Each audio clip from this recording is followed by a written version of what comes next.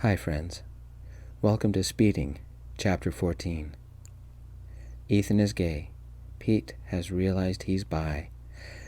They have become close, as in boyfriend kind of close. Last chapter, the Butte had a 3-alarm fire and Ethan was busy all day. On a break, he managed to make a very important phone call. Let's find out what that was. For this chapter, let's check in with Pete. Pete. Morning checklist. Drop Sabretooth off at Mrs. Sandoval's by 6:30. Done. Take Roy to the diner closest to the yogurt shop and get some breakfast. Done. Left Roy at the diner playing on his phone until he had to report to work. Done. Stopped by my apartment, quickly sorted through 2 boxes and threw a dozen moldy mouse-eaten books away. Then was about to load some clothes in my car, only to discover they were wet and smelly and had mouse droppings in them. They joined the books in the dumpster. I couldn't have my apartment cleaned up by the end of the month, but when Linda got back, I'll have opened a path to the utility closet, and maybe she could give me an extension. It only took a second to take a couple of pictures and send an email to the office. She'd get it next time she checked her messages. I'll stop by after work and load up the car, and while Ethan is still at work, Connor and Mary promised to come over and help me shred, as long as I ordered pizza. Arrived at work with 5 minutes to spare.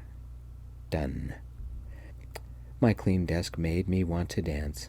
I ran my fingers over the clean service, picked up the clean trophy for the Employee of the Month, and read the clean note reminding me about the bet. I turned my clean computer on, and while it was booting, I picked up my logbook. Most of the desks in the call center were cluttered with either papers or parts or old food containers. Besides mine, the only other uncluttered and clean desks belonged to Ralph, Wade, and of course, Colleen. No matter what, I'd win the bet with Ralph. He'd buy me the Frappuccino. Do you know how hard it was to drive here? The main road is blocked off, and the detour lasted forever, Jocelyn said. Somebody turned the volume up on the break room TV. Breaking news. The 3-alarm fire at the Montmartre apartments has resulted in an uncounted number of people rushed to Long Ridge Memorial Hospital. Reports indicate that 1 person has died and several more are in critical. There is no word yet about how the fire started. Let's go to our man on the scene for an update. Phil, what can you tell us? The announcer said on the break room TV. How could we have a 3-alarm fire when we only have 2 stations in the Butte? The television showed a live aerial view of an apartment complex. 3 ambulances were parked out front, and one of them was the 341. Firefighters from 3 stations are fighting to save 2 buildings. According to management, that's 24 units, but the complex has been evacuated. Dozens of people are currently homeless, and many families have lost everything. A couple of local charities have offered assistance, Phil said. Is there any word about when people can check on their apartments? The anchor asked. Not for hours, maybe even not today. Firefighters are having trouble with Building 10, the building that seems to have been ground zero, and police have reported that a couple of residents didn't leave when they were supposed to, Phil said. I've never worried about Ethan before this, but today I can't stop. Last week I thought that all he did was drive the ambulance. Since then, I've learned his job is much scarier than that. A firefighter charged into one of the buildings and helped a man stagger out. Other firefighters put the man on a stretcher and rushed him to safety. Were any of the firefighters Ethan? Another set of men rushed a ladder to a balcony to rescue another firefighter and an old woman. Was that Ethan? Another man carried a small dog. Was that Ethan? My stomach clenched each time somebody charged into a building. I shouldn't have eaten this morning. Where the firefighters go, the paramedics and the EMTs follow. Ethan crawled under a bus last week to save a man. Braddock told me that Ethan crawled through a wrecked car to support a man while the firefighters cut away a door. The camera focused on a man dressed as a firefighter on a balcony helping an old woman. I knew that body. I knew that face. That was Ethan.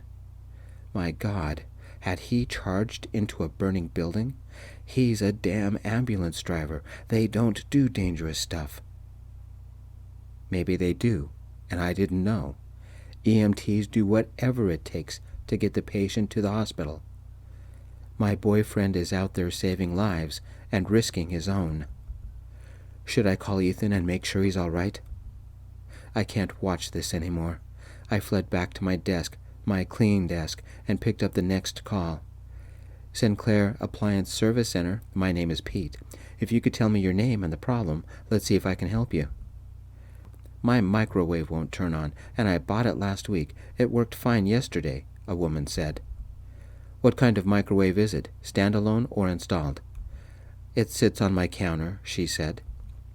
Turn the microwave around so you can see the information plaque on the back. I want you to read me the make and the model so I can pull up the information on my computer, I said. How do you expect me to do that? It's dark, and I can't see it, she said. Turn the lights on, I said. You idiot, it's a power failure. There are no lights, she said. Power failure? I said, trying to keep a neutral tone in my voice. Oh, she said, and hung up. I get one of these calls every week. I typed a quick note updating our files, but the cast kept me from updating the logbook with more than the client's name and phone number before the next call came in. Ethan was out there. Sinclair Appliance Service Center, my name is Pete. If you could tell me your name and the problem, let's see if I can help you. Call after call after call, all with variations of the same question, but all I wanted to do was call my boyfriend and make sure he was all right. My next break wasn't until noon. Was Ethan okay? Chief had called him at 1 a.m. At noon, I ran to the break room and flipped through every channel that still showed the fire. What's the big deal? I want to watch the weather, Colleen said, taking her lunch from the fridge. My boyfriend is one of the people driving the ambulances, I said. I'm trying to make sure he's okay. Why was it so quiet all of a sudden? Oh, no. I had told the entire office staff I was gay. What do I say now? Did I hear that right? Pete's got a boyfriend? Kirk, one of the other IT techs, said. I quickly glanced at everybody in the break room. His name is Ethan, and he drives the 341. Got any sexy pictures of him? Colleen said, with a sudden twerk to her lips and the raising of an eyebrow. Sexy firefighters are delicious, Jocelyn said.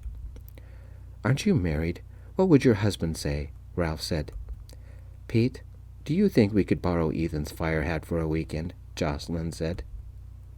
I avoided that question and pulled up the picture from last Saturday, with Ethan, me, Connor, Sean, and Thad, but I kept an ear on the news. The TV showed the ambulances, and I squinted to make out the numbers on top of them. Ethan drives that one, I said, and pointed at the 341. A quick recap. Death toll has increased to 3, and 5 people are in critical condition. Police won't release names until loved ones are notified. Firefighters have contained the fire to the original building. At least 36 families are currently homeless, and many more won't be allowed back to their units for several hours, if not until tomorrow. Those that don't have a place to stay are invited to stay at a nearby church. Ethan had sent me a message. I listened. He sounded tired, which made sense. He'd been on the job since 1 a.m. Thursday night, 6 o'clock, our place. We're having a dinner party, and I've invited a special guest who might be able to give you your dreams. Pick me up from the 341 Thursday morning, and I'll give you the details. I love you. What dreams? What had I told Ethan? I did not know what to make of that, but I would pick him up. And his little dog, too. On my afternoon break, I checked my phone and found a number listed as Municipal Services. The message with it disturbed me. Pete, I'm Chief Alvers, in charge of the fire department and emergency services in the Butte. We met yesterday. I need to talk to you. Call me back. Something had happened to Ethan. Was he injured? What if Ethan was hurt? First, I'll hug Ethan, then let him have it for running into a burning building. I called Ethan. "Hey, Pete," Ethan said in a voice gravelly with exhaustion. "Chief Alvers just called me. Are you okay?" I yelled. "It's been a long day. Have you seen the news? I don't know how many trips we've made to Long Ridge, and somewhere in there we were called to a nursing home. I'm driving now, taking Jesse, he's one of the people I work with, to Long Ridge. He's having trouble breathing. It looks like smoke inhalation," Ethan said. "But you're okay?" I asked. "I'm tired, but I'm better than okay. I wanted to surprise you, so I hope you're sitting down. I've invited a social worker, her name's Tawny, over tomorrow night, and she specializes in LGBTQ adoptions. Sean and Thad are coming because they've wanted to adopt for a long time, and Mom wants to come so she knows how to support us, and Mary is going to talk to Connor when he gets home, so they might be coming over too. And Tawny had another couple she invited because they have trouble making regular appointments. We don't have to commit to anything or sign anything, but we'll learn options and procedures." I paused, suddenly swallowing and unable to speak. "We?" I said. I understood what Ethan meant. I could adopt. Ethan and I could adopt, and someday be dads together. If this happened, and I had a child, a baby, I wouldn't want them crawling around or playing in a place like my apartment. This meant I had to grow up. I had to think like a dad would. It also meant that Ethan and I would be partners in raising our child, or our children. Life suddenly became serious. Ethan and I would raise a child, together. Adoptions can take anywhere from months to a couple of years, but would I be ready? Had Ethan meant what I think he did? Married couples have an easier time adopting than non-married couples. Oh my God, had Ethan just proposed? What should I say? Do I love Ethan like that? He does me, otherwise he would never have set this up. 341, this is Dr. Swanson of Long Ridge. ER2 is waiting. Give me an update, said a voice. Pete, I have to go. We'll talk later. I love you, Ethan said. Oh my God, Ethan loves me. Oh my God, Ethan's in love with me. Am I in love with him? Oh my God, what do I say? What do I do? What do I think? We slept together yesterday. My life is speeding down the highway, completely out of control, and I don't know where I'm going, and my life is going faster and faster. The odd part, I didn't want to slow down. I've never been this happy in my life. Ethan and I could be married in months, or a year, or, since this is Nevada, even in an hour. I could be a dad. Do I say yes? What do I tell Ethan? What do I tell my parents? What if I said yes? I called Roy. I think Ethan proposed to me. Holy crap, Roy screamed and turned to somebody with him. My brother's boyfriend just proposed, and they're going to have a kid. I'll be an uncle. Wherever Roy was, they all screamed. Somebody yelled congratulations in the background. Should I say yes? I asked. Do you love him? Roy said. It took me a second because I didn't know how I felt, but suddenly some part of me sang like an angelic choir, I do. Good. Does that mean I can watch more movies tonight? Roy yelled. Get off the phone, we have customers, yelled some guy in the background. I called Dad. His response? I'll be there. Tomorrow night will be a party to remember. I'll bring the wine, but I don't think you'll have enough chairs for all of us. I called Mom, and nobody answered. I called Cindy and told her. Congratulations. Hey, everybody, Pete and Ethan, the guys I told you about, they're getting married. A bunch of people cheered and somebody yelled, Congratulations. You don't know how happy you two make me. I can come over tomorrow night, and explain how adoptions are more expensive than planned and the best way to get a loan to help out. I'll bring jelly-filled cookies and some forms for everybody. Does your mom know?" "I tried calling, but nobody picked up," I said. Cindy took a slow breath before responding. "Odd. Terry took a sick day today, but she was out of sick days. It's her 3rd strike. She's not allowed anymore until the next quarter, which is next October. Do you want me to tell her about tomorrow night when I see her?" "I think I need to tell her because she might be less mad at me that way," I said. "Understood, and good luck. I'll see you tomorrow night." If Chief already knew that Ethan was considering adoption, maybe that's why he was calling. It would change insurance issues, and of course the adoption agencies would have to talk to our jobs, and there would be home inspections as well. Or maybe Chief wasn't calling about that at all. I hit redial as fast as I could. "Dispatch, how may I direct your call?" a woman said. "Chief Alvers called me. I'm Pete Stone. Is Ethan all right?" I asked. I checked the news on the television, and it showed a recap of the apartment fire, then a live shot. None of the fire trucks had left, and only one ambulance was there. It didn't say anything about new injuries or injured firefighters, but the death total had climbed to 4. The 341 arrived on scene, and the other ambulance took off. Both drivers were in turnout gear, but I could still recognize which one was Ethan. "I've contacted Chief Alvers, and he will be calling you shortly," Dispatch said. Shortly, as in immediately. Dispatch had barely hung up when my phone rang. I picked it up. "Is Ethan all right?" "Don't worry, Pete. You can be proud of your man. It probably won't make the news. Most lives we save don't. But Ethan saved a lot of people today, including an elderly woman and her dog," he said. "Then that was him on that balcony," I said. Not sure what I should feel. "That it was," Chief said. "Reason I called? My guys have been working nonstop all day, and it's taking its toll. They're exhausted and barely standing, and have half a day left before C-shift shows up. They've grabbed food and water whenever they could, but that's no substitute for a home-cooked touch. I'm calling in the wives and partners of the guys on B shift to make dinner for everybody, not just for the 341, the 342 as well. That's 20 guys plus spouses and partners. It will be like one big family reunion.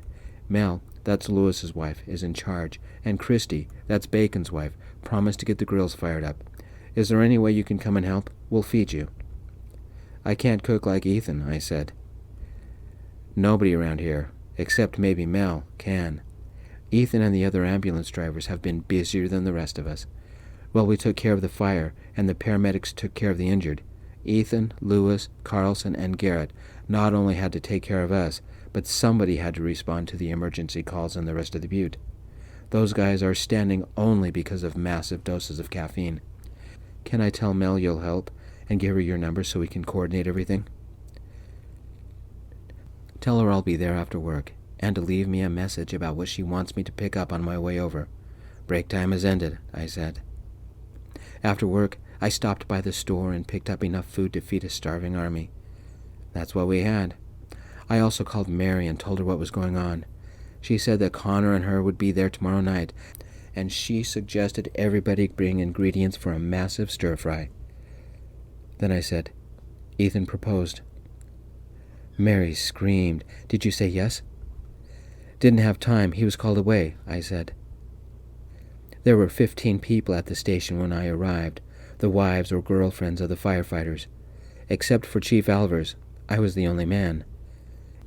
Ethan was the only gay person at the 341. Within minutes, Mel had organized everybody into teams, those that could cook, those that could grill, and those that could decorate. I was on grill detail. 341, Code 1, auto pedestrian accident. Police are on scene. Paramedics required, ambulance required, said dispatch through the speakers above us. Another voice came over the comm system. "Dispatch, Braddock of 341, Code 1 acknowledged." A second voice came over the comm. "Dispatch, Lewis of 341, Code 1 Priority 1 acknowledged." Chief approached as we were setting up portable tables and chairs, beelining it straight for me. He had a weird grin that he tried to bring under control. Ethan wanted to know if I could be a reference if needed. Is it true you're adopting? Mel let out the loudest squeal I had ever heard. Everybody looked at her, and she said, "You and Ethan are going to be dads?" Anybody who hadn't heard Chief definitely heard Mel. That's the moment it hit me. I'm going to be a dad. Ethan and I are going to be dads, I said. I had to tell everybody about the social worker coming tomorrow night, about how we're going to get the adoption started, and our friends are adopting too. I get to throw the baby shower, Christy said. Baby shower? I'm going to have a baby shower? I'm a guy, I said. Do you think that ever stopped us? You haven't seen a shower until you see how a station throws one, Mel said. The party will be so big that they'll have to call the cops on us. Good thing we're inviting them. The 341 will make history, Christy said. I'll leave it to you, Chief Albert said, and took off. His shift was A shift, not B shift, but maybe he was actually part of all the shifts. The garage door cycled open, and with a loud rumble, the ladder truck rolled into the bay. A few minutes later, the pumper followed. Somewhere outside, another pumper shut down its 600-horsepower diesel engine. 4 guys climbed out of the ladder, and 3 from the pumper, and 4 more entered through the garage door. All wore turnout gear, were sweaty, covered in soot, a couple limped, and they smelled like they'd been crawling in a barbecue. None of them were energetic. All looked like they could fall over. None of them smiled. Until they saw their wives and girlfriends. The rig and the paramedics did not pull up. Don't you worry about Ethan. My Lewis will take care of him, and if he don't, I'll take care of Lewis, Mel said. The guys took turns. Some ate, while others showered and changed into DMB FD 341 t-shirts and sweats. Then they switched. I looked at the time. Ethan had been gone too long. Where was he? Why did he do this to himself? I called Roy. Would the people you're with now mind if you stayed the night? I'll pick you up about 7 in the morning. Ethan's been fighting the apartment blaze all day, and I'm at the 341 making food and waiting for him. Roy talked to somebody, then put a woman on the phone. I explained what was going on, and she said, "Don't worry about Roy, but you can host Friday night's party. Oh, and congratulations on getting married." Even though I hadn't said yes yet, something inside me was happier than I'd been in a long, long time. Mel and I served burgers and steaks, while the wives of the paramedics helped out with making buns and slicing tomatoes and onions. All of us kept glancing at the empty bays for the paramedic truck and the rig. B shift found their bunks right after eating, and in minutes, the exhausted men slept. The crew of the 342 took off for their home station, and some of the wives and girlfriends took off too. I had a feeling that events like this had happened before. About 9, the paramedic truck pulled into its lane. About 45 minutes later, the rig pulled into the station. Dirty, smudgy, covered in soot, smelling like a forest fire, just like the men inside. Lewis climbed out of the passenger seat, slouching. Braddock exited from the back of the rig and gave a huge yawn. "I don't envy C shift," Braddock said. "I don't care. I'm too tired to think about cleaning the rig tonight," Lewis said. I had never seen anybody look as exhausted as these 2 guys, until Ethan climbed out. Smelling of sweat and ash and something burnt, he was smudged and dirty and wore turnout gear like everybody else, and he had a couple of scratches on his face. I'd never seen anyone so beautiful in my life. I hugged him, ignoring the strong, burnt stench about him. "The answer is yes," I said. Ethan hugged me. The guy was so exhausted that I held him up. "You'll have to remind me what the question was again," Ethan said, letting me hold him. "It takes 2 to raise a kid. Yes, I'll marry you," I said. Ethan's eyes widened, and his smile was big enough to drive the ambulance through. "Yes, I love you. Yes, I'll marry you. Yes, I'll help raise our child. Yes, yes, yes," I said. Mel heard us and squealed again. "Do you want me to call in sick tomorrow so we can celebrate?" I said. "After a nap," Ethan said, then kissed me. And a shower. Go get cleaned up. But if you take too long, I'm coming in after you, I said. My fiancé was almost the walking dead. My beautiful future husband staggered into the bunk room. Ethan needed a lot more than a 15-hour nap. I couldn't stop smiling. My life was picking up speed, but I didn't mind. I had someone with me. Ethan looked and smelled human 15 minutes later. We sat side by side, almost alone in the large kitchen, eating burgers and fries. Louis and Mel shared the table with us, and both congratulated us. After dinner, I took Ethan into the bunk room.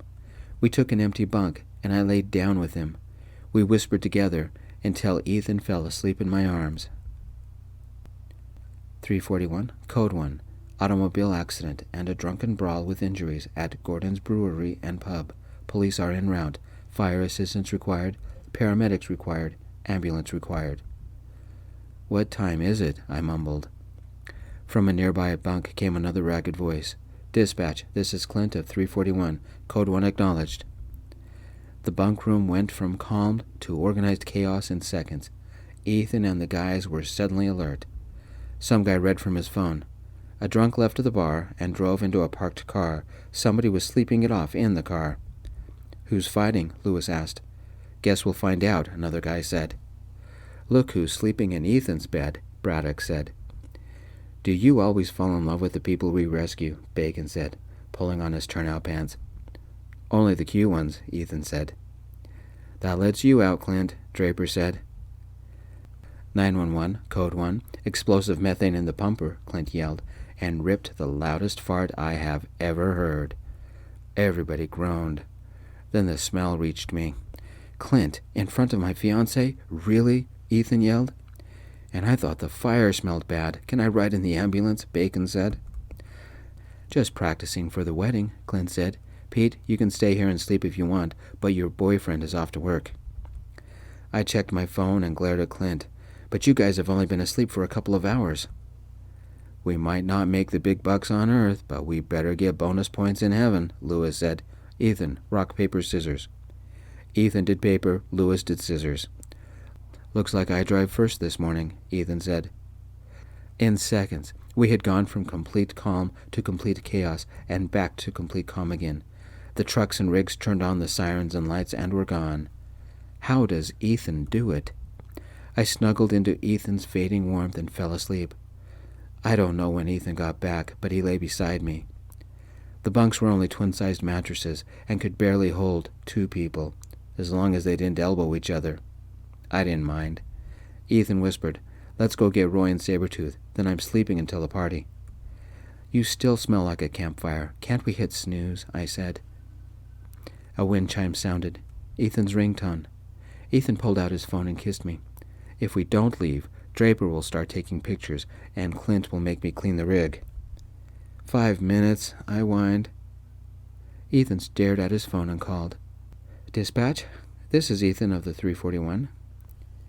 Do you still live in the Terrace Garden Apartments, Unit 25? A female voice said from the phone. Nothing has changed, Ethan said. Is there a problem? The manager of those apartments has just reported an odd illegal entry incident at that location, Dispatch said. Did you authorize anyone to go in or out of your apartment yesterday? No, Ethan said. Both my fiancé and his brother were at work. Pete is here with me and Roy is with friends. Why? Where are you? Dispatch asked. Pete and I are still at the 341, Ethan said. Pete, call Roy. Where is he right now? I did, and quickly confirmed that my brother stayed the night at his friend's house. Hang tight, we're on our way. None of us have been there since yesterday morning, and no one was authorized to enter our place, Ethan said. I will relay that information to Officer Gillespie. He is on scene right now, Dispatch said. Was something stolen? I asked. What did Ethan or I or Roy have that was worth anything? Our cars, our televisions, our laptops, our routers? Most of my stuff is moldy junk. Well, Ethan doesn't keep anything, and Roy has only what he could pack in a suitcase.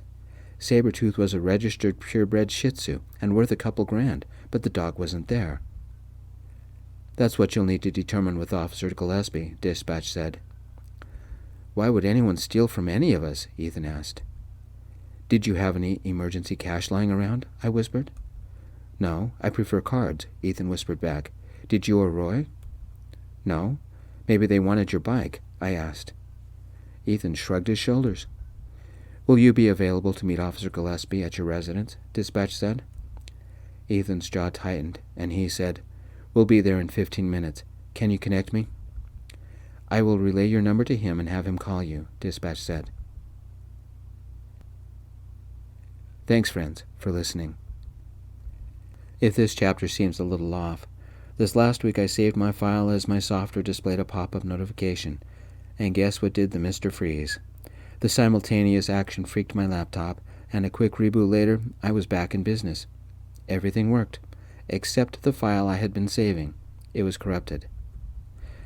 This experience not only taught me about hard copy backups, but gave me the chance to redesign the chapter. All in all, I think the chapter is better, but I lost some important details that I had to recreate from memory. Sorry about that. Hope you enjoyed anyway. Peace.